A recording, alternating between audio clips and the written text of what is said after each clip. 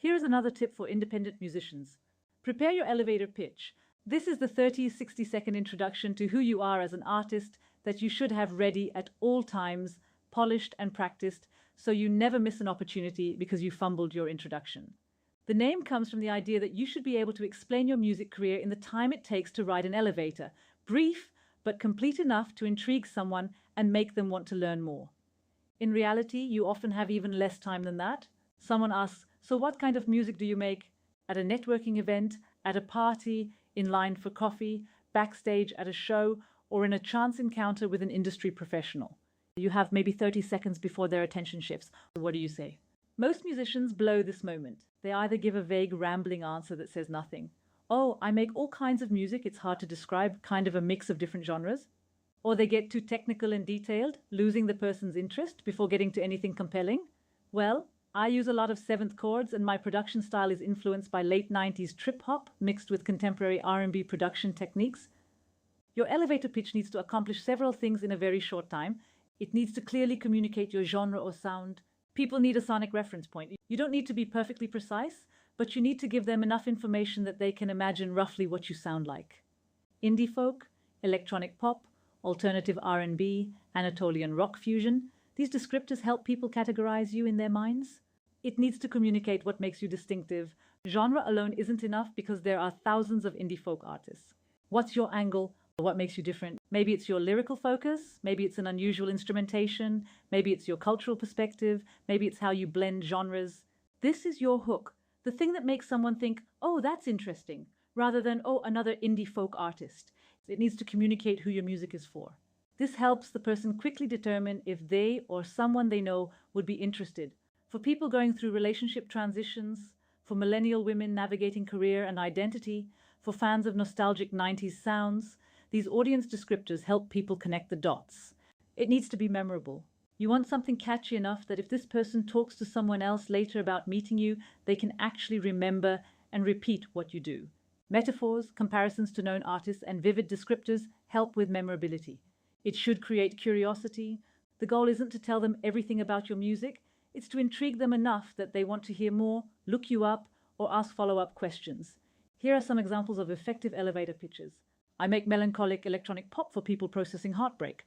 Think James Blake meets Lord, but with Turkish lyrics that explore the gap between traditional family expectations and modern identity. "I'm a folk rock artist who writes story songs about working-class life in Istanbul." If you like Bruce Springsteen but wish he sang in Turkish about Turkish experiences, you'd probably like my music.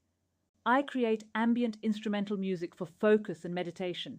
My tracks get used by students, writers, and professionals who need background music that helps them concentrate without being distracting." "I make high-energy pop rock for Gen Z dealing with climate anxiety and social media burnout. My sound is like if Olivia Rodrigo and Young Blood had a Turkish cousin." Notice what these pitches do. They give genre context. They make comparisons to known artists. They specify an audience or use case, and they include a distinctive hook that makes you remember them. None of them are vague or generic. Now, let's talk about what not to do in your elevator pitch. Don't be vague. "I make music that blends lots of different influences," tells me nothing. Be specific about what you actually sound like. Don't make it about you instead of your music. "I've been playing guitar for 15 years and I studied music in university" is your resume, not your pitch. Lead with the music and what makes it compelling.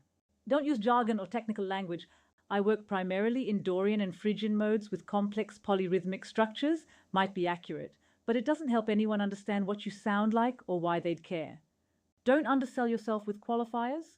"I kind of make indie music, sort of folky stuff, I guess." Sounds uncertain and uncompelling. Own what you do with confidence. Don't make it too long. If your pitch takes 2 minutes to deliver, it's not a pitch, it's a speech. Keep it tight. Don't lie or exaggerate wildly. "I'm basically the Turkish Billie Eilish," sets expectations you probably can't meet and makes you sound delusional. Make comparisons that are reasonable and authentic. Here's how to develop your elevator pitch. Start by writing it down. Don't try to improvise it. You'll ramble. Write several versions and refine them until you have something concise and compelling. Test different versions.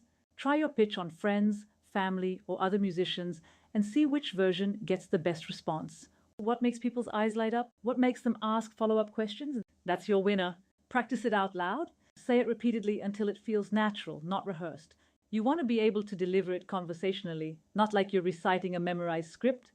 Prepare variations for different contexts. So you might need a slightly different pitch for industry professionals versus potential fans versus casual acquaintances.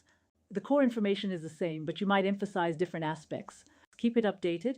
As your music evolves or your brand becomes clearer, update your pitch. What worked 2 years ago might not accurately represent who you are now. Have a follow-up ready.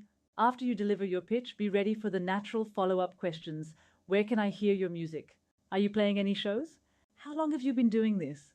Don't fumble these either. Have clear, concise answers ready. Your elevator pitch is also the foundation for other important copy you'll need. Your social media bios, your website's about section, your press kit introduction, your grant applications, and more.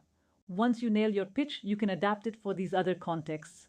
I've seen opportunities won and lost based entirely on whether an artist had a good elevator pitch ready.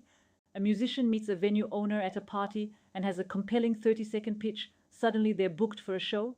An artist meets a music journalist but can't clearly explain what they do. The journalist loses interest and moves on. A musician runs into a potential collaborator and articulates their vision clearly. A creative partnership forms. These moments happen constantly, and you need to be ready for them. Think of your elevator pitch as your most important marketing tool. It's the verbal version of your brand, distilled to its absolute essence. Every other marketing effort, your social media, your press releases, your advertising, is essentially an expansion of your elevator pitch. So right now, before you do anything else, write your elevator pitch. Test it, practice it, refine it. Get it so polished and natural that you could deliver it perfectly, even if someone woke you up at 3 a.m. and asked what kind of music you make. Because opportunities don't announce themselves. They appear unexpectedly in casual conversations, chance encounters, and brief moments when someone important asks you what you do. When that moment comes, you need to be ready with a clear, compelling answer that makes them want to know more.